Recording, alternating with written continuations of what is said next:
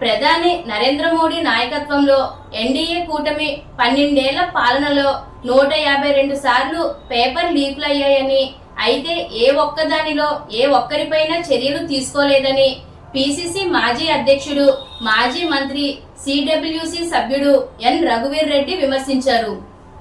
ఈ సందర్భంగా paper leak అనేది ఆర్గనైజ్డ్ క్రైమ్గా ఆయన వ్యాఖ్యానించారు.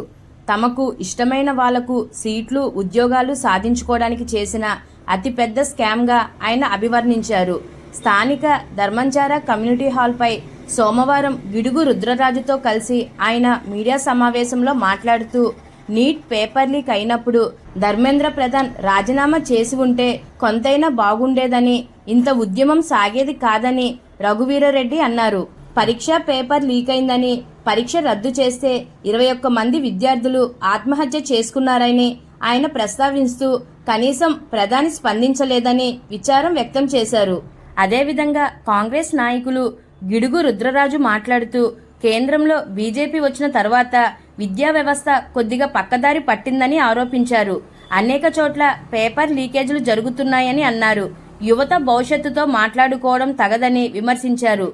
ఈ మీడియా సమావేశంలో జిల్లా కాంగ్రెస్ పార్టీ అధ్యక్షుడు బోడా వెంకట్, కాంగ్రెస్ పార్టీ మహిళా అధ్యక్షురాలు అమర్జహా బేగ్, చామర్తి లీలావతి, జంగా గౌతమ్, అరుణకుమారి, వైఏ వడయార్, కొవ్వూరి శ్రీనివాస్, పట్నాల శ్రీనివాస్ తదితరులు పాల్గొన్నారు.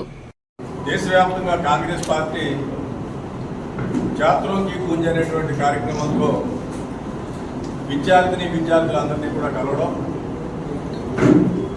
పేపర్ లీక్, ప్రశ్న పత్రాల లీక్ సంబంధించినటువంటి విషయాలన్నింటినీ కూడా కూలంకుషంగా వారికి తెలియజేయడం, చెప్పడం, ఇవన్నీ కూడా జరిగాయి.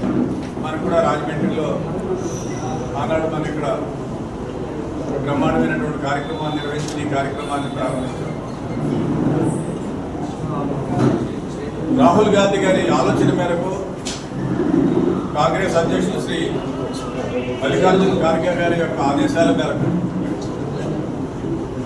ఆంధ్రప్రదేశ్లో కూడా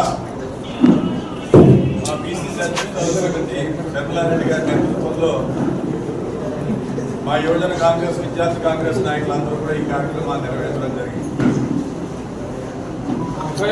ఎట్టకేలకు కాంగ్రెస్ పార్టీ విధించినటువంటి ప్రధానమైనటువంటి డిమాండ్, రాహుల్ గాంధీ గారు విధించినటువంటి ప్రధానమైనటువంటి డిమాండ్, ఈ దేశానికి సంబంధించినటువంటి విద్యాశాఖ మంత్రి ధర్మేంద్ర ప్రధాన్ గారు రాజీనామా చేయాలి. లోక్సభలోనూ రాజ్యసభలోనూ కూడా బయట ప్రధానమంత్రి గారి నివాసం దగ్గర క్షేత్రస్థాయిలో అన్ని ప్రాంతాల్లో కూడా ఈ కార్యక్రమం చేయడం జరిగింది. ప్రధానంగా దేశవ్యాప్తంగా ఉన్నటువంటి 120 ఎడ్యుకేషన్ సెంటర్స్ ఎంపిక చేసి దాంట్లో ఈ ఛాత్రోంకి గుంజ్ అనేటువంటి కార్యక్రమాన్ని జాతీయ స్థాయిలో శ్రీమతి ప్రియాంక గాంధీ గారు ప్రత్యేకంగా మానిటర్ చేసి ఈ కార్యక్రమాన్ని నిర్వహించడం జరిగింది. సో రాహుల్ గాంధీ గారి పక్షాన, కాంగ్రెస్ పార్టీ పక్షాన జరిగినటువంటి కార్యక్రమాల్లో పాల్గొన్నటువంటి లక్షలాది మంది యువజన కాంగ్రెస్, విద్యార్థి కాంగ్రెస్ కార్యకర్తలందరికీ కూడా హృదయపూర్వకమైనటువంటి ధన్యవాదాలు తెలియజేసుకుంటూ, కాంగ్రెస్ పార్టీ ప్రధానంగా విధించినటువంటి పలు అంశాలలో ఇంకా 2 ప్రధానమైనటువంటి అంశాలు మన ముందు ఉన్నాయి. ఒకటి, 22 మంది విద్యార్థులు వారి యొక్క ప్రాణాలను కోల్పోయారు. వారికి చనిపోయినటువంటి పిల్లలు మనం తీసుకుని వచ్చి ఇచ్చేటువంటి పరిస్థితి లేకపోయినప్పటికీ కూడా వారికి కాంపన్సేషన్ ఇవ్వాలనేటువంటిది ఒక ప్రధానమైనటువంటి డిమాండ్గా పెట్టడం జరిగింది. రెండవ ప్రధానమైనటువంటి డిమాండ్, ఢిల్లీలో జంతర్ మంతర్ దగ్గర విద్యార్థులు ప్రదర్శనలు నిర్వహిస్తుంటే ప్రత్యేకంగా ఢిల్లీ పోలీస్, కేంద్ర హోంమంత్రి ఆధ్వర్యంలో పనిచేసేటువంటి ఢిల్లీ పోలీస్ దానికి విస్తృతమైనటువంటి అధికారాలు ఇచ్చి వాళ్ళందరినీ కూడా చాలా ఇబ్బంది పెట్టి చిత్రహింసలు గురి చేసినటువంటి విషయం మనందరికీ కూడా తెలుసు. ప్రధానంగా ఢిల్లీ పోలీస్ యూనియన్ గవర్నమెంట్లో హోమ్ మినిస్ట్రీ కింద పనిచేస్తుంది. దాంట్లో లెఫ్టినెంట్ గవర్నర్ ఆఫ్ ఢిల్లీకి విస్తృతమైనటువంటి పోలీసు అధికారాలు ఇచ్చి ఎటువంటి వ్యక్తినైనా 12 సంవత్సరాల వరకు కూడా నిర్బంధించేటువంటి ఒక యాక్ట్ను ఒక నెలపాటు ఇంప్లిమెంట్ చేస్తూ గవర్నమెంట్ ఆఫ్ ఇండియా ఆర్డర్స్ ఇవ్వడం జరిగింది. దేశ చరిత్రలో దేశ క్యాపిటల్లో నేషనల్ ఎన్సీఆర్ క్యాపిటల్ రీజియన్లో ఇటువంటి ఉత్తర్వులు ఇప్పటి వరకు కూడా ఎప్పుడు వెలువడలేదు. అంటే విద్యార్థుల పట్ల యువత పట్ల ఈ ప్రభుత్వానికి ఉన్నటువంటి ఏకభావం మనకు అర్థమవుతుంది. అదేవిధంగా దీనంతటికీ కారణమైనటువంటి ప్రధానమంత్రి పలు సందర్భాల్లో మన్ కీ బాత్ అనేటువంటి పేరుతోటి పరీక్షా పే చర్చలు కార్యక్రమాన్ని చేశారు ఈ నీట్ ఎగ్జామ్ ముందు. అటువంటి ప్రధానమంత్రి గారు ఇప్పటి వరకు కనీసం స్పందించకపోవడం, జరిగినటువంటి లాఠీ చార్జ్ కానీ థర్డ్ డిగ్రీని ఉపయోగించడం కానీ, ఒక విధమైనటువంటి ఎలక్ట్రిక్ పెంతాలు ఉపయోగించారు ఫస్ట్ టైం. ఆ ఎలక్ట్రిక్ పెంతంతో కొడితే బాడీ అంతా షాక్ వచ్చేటువంటి పరిస్థితి. కంప్యూటర్ స్కానర్స్ తీసుకొచ్చారు. విద్యార్థులందరినీ కూడా జస్ట్ దాని ముందు ఒకసారి వాళ్ళు అలా నడిచెళ్తే వాళ్ళ ఫొటోస్ వచ్చి ఇంప్రెషన్స్ తీసుకునేటువంటి పరిస్థితి. ఇవన్నీ పెట్టి వాళ్ళ మీద కొన్ని క్రిమినల్ కేసెస్ పెట్టారు. సో రాహుల్ గాంధీ గారు కాంగ్రెస్ పార్టీ ఈ క్రిమినల్ కేసెస్ ఏవైతే పెట్టారో దాన్ని విత్డ్రా చేయాలని కూడా డిమాండ్ చేస్తూ, వీటిలన్నింటినీ దృష్టిలో పెట్టుకుని నిన్న రాహుల్ గాంధీ గారు హోంమంత్రి గారికి ఒక ఉత్తరం రాయడం జరిగింది. సో ఆ ఉత్తరం కాపీని కూడా మీకు ఇవ్వడం జరుగుతుంది. విద్యా వ్యవస్థ ఎంతో పటిష్టంగా ఉండేది, చాలా పారదర్శకంగా ఉండేది, మెరిట్కు అగ్రతాంబూలం ఇచ్చేది, ఉద్యోగ అవకాశాలు కూడా కల్పించడమే కాకుండా చాలా పారదర్శకంగా ప్రభుత్వ ఉద్యోగాలు నియామకాలు జరిగేవి. అలాంటిది ఒక పద్ధతి ప్రకారం గత 12 సంవత్సరాలుగా విద్యా వ్యవస్థను ఎంత హీనస్థితికి దిగజార్చినారంటే చివరికి ఈరోజు విద్యార్థులు, యువకులు కోట్ల మంది బజార్న పడి ఉద్యమాలు చేసే పరిస్థితికి వచ్చింది. లీకు 1-2 సార్లు కాదు, 12 సంవత్సరాల్లో 52 సందర్భాల్లో నీట్ కానీ 152 సందర్భాల్లో ఉద్యోగాల సెలక్షన్ పరీక్షలు కానీ లేక కాలేజీల్లో సీట్ల కోసం కానీ జరిగిన పరీక్షల్లో లీకులు జరిగినాయి. ఇదేదో ఒక రోజు ఒక వ్యక్తితో చేసింది కాదు, ఇట్ ఈస్ ఆర్గనైజ్డ్ క్రైమ్. ఇది ఒక పెద్ద scam, it's a big scandal. దీంతో డబ్బులు చేసుకున్నారు. వారికి కావలసినటువంటి వారిని ఉద్యోగాల్లోనో లేకపోతే సీట్లు ఇప్పించడంలోనో దీన్ని వాడుకున్నారు.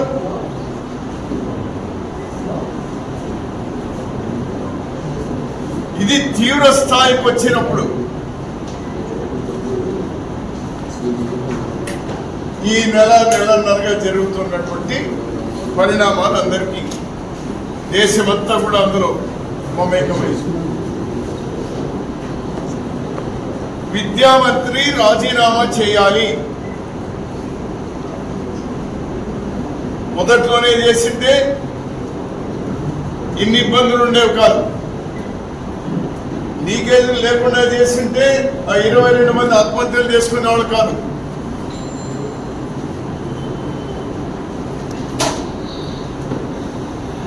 విద్యాశాఖ మంత్రి రాజీనామా చేసినారు, అంతటితో అయిపోలేదు. ఆ చనిపోయినటువంటి కుటుంబాలకు ప్రభుత్వం ఆదుకోవాలి, అన్ని విధాలు ఆదుకోవాలి, ఆర్థికంగా ఆదుకోవాలి. ఆ కుటుంబాల్లో అర్హులైనటువంటి వాళ్ళకు ఉద్యోగాలు కూడా కల్పించాలి. అంతేకాదు, ఎప్పుడూ లేదు, బహుశా బ్రిటిష్ వాళ్ళు కూడా ఆ విధంగా ప్రవర్తించి ఉండరు. జలియన్ వాలా బాగ్ లో కూడా జరిగి ఉండదేమో, అంత హీనాతిహీనంగా ఢిల్లీలో యువకుల మీద వాళ్ళు ప్రదర్శించినటువంటి తీరు. పోలీసును వాడుకున్నటువంటి వాళ్ళ మీద చర్యలు తీసుకోవాలి. ఒక్క అడుగు ముందుకు వేసి మాట్లాడాలంటే ఈ రోజు విద్యా వ్యవస్థను పూర్తిగా పూర్వం ఉన్నట్టు నడిపితే చాలు సుమా. మీరు ఏ కొత్త చట్టాలు తేవాల్సిన అవసరం లేదు.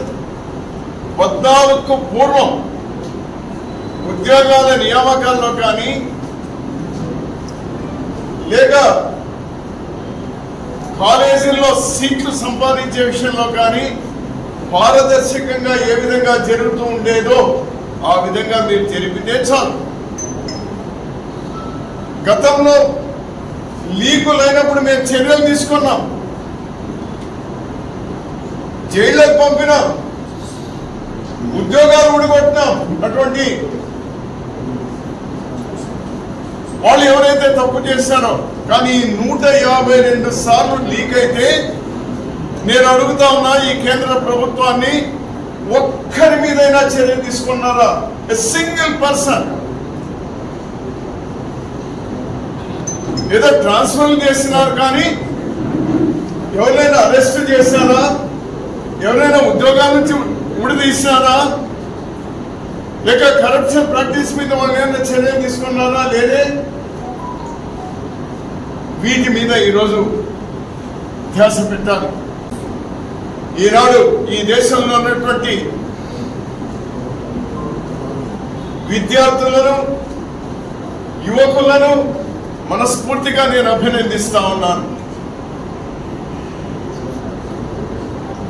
మహాత్మా గాంధీ దారిలోనే మీరందరూ కూడా నడిచినారు. ఎక్కడ కూడా మీరు హింసకు పాల్పడలేదు. చివరికి అమ్మాయిలు కూడా పోలీసులు కొడతా ఉంటే కొట్టు అని వంగినారు. ఇది నిజంగా ఈ భారతదేశ భవిష్యత్తు మహాత్మా గాంధీ అడుగు జాడల్లోనే నడుస్తుంది అనేటువంటి నాకు ఒక నమ్మకం వచ్చింది. ఈనాటి యువతలు, it's a war going on in the country. Godse వర్సులు, గాంధీ వర్సుల మధ్యలో యుద్ధం జరుగుతోంది. 12 సంవత్సరాలుగా జరుగుతోంది. ఇది పరాకాష్ఠకు చేరింది. చివరికి గాంధేయ వాదులే విజయం సాధించినారు. నిన్న జరిగినటువంటి ఈ విద్యార్థుల యువకుల ఉద్యమం. రాహుల్ గాంధీ గారు, ప్రియాంక గాంధీ గారు ఈ రోజు దేశంలో ఉన్నటువంటి యువతకు ఒక భరోసా ఇవ్వడానికి అనేకమైనటువంటి సమస్యలు ఉన్నాయి. ఈ ప్రభుత్వం పూర్తి కూర్కొని పోయింది. రాజకీయమైనటువంటి ఇష్యూస్ అనేకంగా ఉన్నాయి. రాజకీయంగా మేము లబ్ధి పొందాలంటే చాలా ఇష్యూలు ఉన్నాయి. కానీ వాటన్నిటి కూడా పక్కన పెట్టి దీన్ని ప్రధానంగా తీసుకున్నారు. కారణం, ఈ దేశం భవిష్యత్తు కూడా భద్రంగా ఉండాలంటే విద్యార్థులు, యువకులు వాళ్ళు బాగా ఉండాలి. నౌ ఈరోజు స్టూడెంట్స్ అండ్ యూత్ ఏదైతే ఎందుకంటే వాళ్ళకున్నటువంటి తెలివితేటలు, వాళ్ళకున్నటువంటి పరిజ్ఞానం, వాళ్ళకున్నటువంటి అనాలిసిస్, వాళ్ళకున్నటువంటి అనాలిటికల్స్ ఇది మాకుంటారని మేము అనుకోవడం మాకు కూడా తప్పవుతాం, పొరపాటు అవుతుంది. So they are the right people, they are the right people. It is not 1 or 2 individuals. లక్షల కోట్ల మంది వీధుల్లోకి వచ్చినారు. వాళ్ళ నినాదం ఏదైతే ఉందో అదే నిజం కావాలి. ఇవన్నీ కూడా పార్లమెంట్ లో రేపు డిస్కషన్, ప్రతి ఒక్కటి మీ నిజాయితీ ఉంటే ప్రతి ఒక్కరి మీద కూడా మీరు డిస్కషన్ పెట్టాలి. ప్రధాని బాధ్యత తీసుకోవాలి.